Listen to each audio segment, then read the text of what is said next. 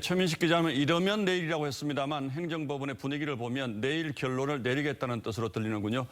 윤석열 총장 측이나 법무부 모두 오늘 밤이 대단히 길게 느껴질 것 같습니다. 법조팀 김태훈 기자와 함께 좀 더 자세하게 얘기 나눠보겠습니다. 자, 김 기자, 사실 쟁점이 그렇게 복잡한 건 아닌 것 같은데 국민적 관심도가 워낙 크기 때문에 법원의 고민도 좀 깊겠죠? 네, 그럴 것 같습니다. 아무래도 사상 초유의 재판이 진행되고 있는 상황인데요. 제가 설명을 드리기 전에 먼저 이채연 기자의 리포트를 먼저 보시겠습니다. 핵심 쟁점은 직무정지로 인해 윤석열 총장에게 회복하기 어려운 손해가 발생했는지 여부입니다. 윤 총장 측은 검찰총장의 임기를 보장한 공익적인 의미를 강조했습니다. 검찰의 전형 중립성이나 독립성과 관련된 국가 시스템에 관한 문제이기도 합니다. 그래서 회복할 수 없는 손해라는 점에서 법무부 측은 집행정지 재판은 개인의 구체적인 손해만을 판단한다며 해당 사항이 아니라고 맞섰습니다. 검찰의 중립, 이런 거대한 담론을 말씀을 하시는데 집행정지 사건에서 이 손해라고 하는 것은 이러한 추상적인 손해가 아니고 개인의 구체적인 손해입니다. 처분 근거 중 하나인 판사 문건 의혹을 놓고 위법성도 쟁점입니다. 윤 총장 측은 공개된 내용이었고 업무상 필요한 문건이었다고 강조했고 미국이나 일본에서도 이런 재판부의 세평이라든가 또는 경력이라든가 이런 사항에 대해서는 거의 책자로도 발간할 정도로 공개화되고 있는 것이어서 법무부 측은 검사가 판사의 세평을 수집할 법령도 없고 수단도 적절하지 못했다고 주장했습니다. 공개 자료를 모집하기도 했지만은 공판 검사로부터 탐문을 했는데요. 탐문은 전형적인 사찰의 방법이기도 합니다. 다만 이번 재판부가 판사 분석 문건의 위법성에 대한 판단까지 나아갈지 집행정지 처분에 대해서만 판단할지는 미지수입니다. TV조선 이채연입니다. 김 기자, 양측이 이번 사건을 보는 관점이 완전히 다르다 이런 느낌이 드네요. 네, 맞습니다. 윤 총장은 감찰부터 직무 정지에 이르기까지의 모든 과정을 총장 찍어내기로 규정하고 있습니다. 반면 법무부는 이번 사안이 철저하게 윤 총장 개인의 비위라는 입장입니다. 자, 재판부가 이제 이걸 어떻게 판단할지가 관심인데 오늘 결정을 하지 않았어요. 그런데 내일은 또 감찰위원회가 열리고 모레는 법무부 징계위원회가 열리지 않습니까? 이 결정이 영향은 없을까요? 네, 그렇습니다.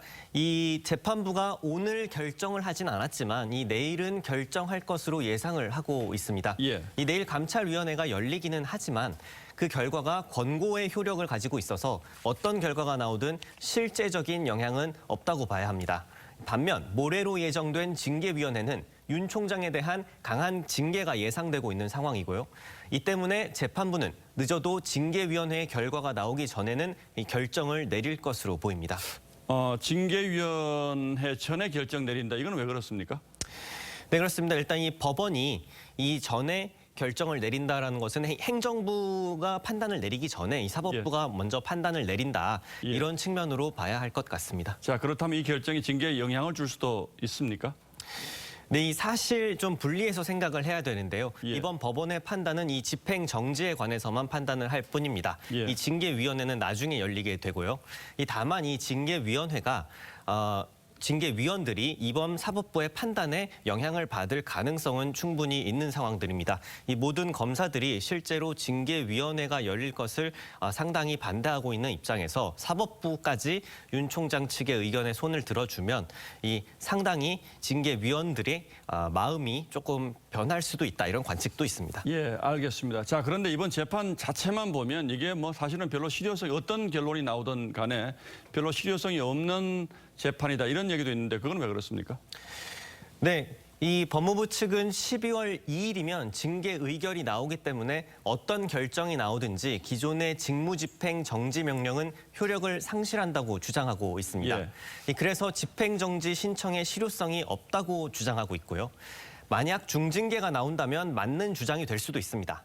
이 때문에 법무부가 이미 중징계를 결론 내리고 나서 이런 주장을 하는 것 아니냐는 분석도 나오고 있습니다. 예. 하지만 이런 주장에 대한 반론도 나오고 있는데요. 만약 내일 열릴 감찰위원회 결론이 추 장관에게 불리하게 내려질 경우에 이미 검찰 내부의 반발이 앞서 말씀드린 것처럼 많이 있는데 이런 것과 맞물려서 징계위원회 개최에도 변수가 생길 수 있습니다. 이렇게 되면 재판부의 집행정지 신청에 대한 결정은 실효성이 있을 수 있다는 반론이 존재합니다. 예, 그렇게 되겠죠. 예. 네, 어찌됐든 재판부가 내일 인용을 결정하면 윤 총장은 당장 업무에 복귀할 수 있고 만약 기각이나 각하가 결정되면 추 장관에게 힘이 실릴 전망입니다. 자, 이 논란과 별도로 또 윤 총장을 이제 법무부가 수사 의뢰했는데 이 과정이 절차적으로 문제가 있다. 이 주장도 지금 계속 나오고 있어요. 어떤 내용입니까? 네, 이 한마디로 정리하면 법무부의 감찰부터 징계까지 전 과정이 절차상의 문제가 상당하다라는 이 주장이 나오고 있습니다. 먼저 추 장관이 윤 총장의 직무 정지를 발표하기 이전에 대검 감찰부가 법원에 대검 수사정보 담당 부서에 대한 압수수색 영장을 청구해서 받아왔고요. 예. 발표 직후에 압수수색을 나간 부분입니다. 또 해당 압수수색을 대검찰청의 보고 라인을 생략하고 법무부에게 보고하고 지시를 받았다는 이 검찰정법 위반 의혹도 있습니다. 예. 이 재판부 분석 문건의 경우에는 윤 총장에게 반론의 기회조차 주지 않고 갑자기 핵심 징계 사유로 등장을 했는데 이것 역시 위법 논란이 일고 있습니다. 이에 대해 법무부는 위법성은 전혀 없었다는 입장입니다. 자, 어쨌든 뭐 법무부 장관이 검찰총장 통하지 않고 개별 사건 수사를 지휘할 수는 없는 거죠. 이제 이거 위배했다 이제 이런 논란이 있는 거고요. 네, 그렇습니다. 예, 김태훈 기자 잘 들었습니다. 예.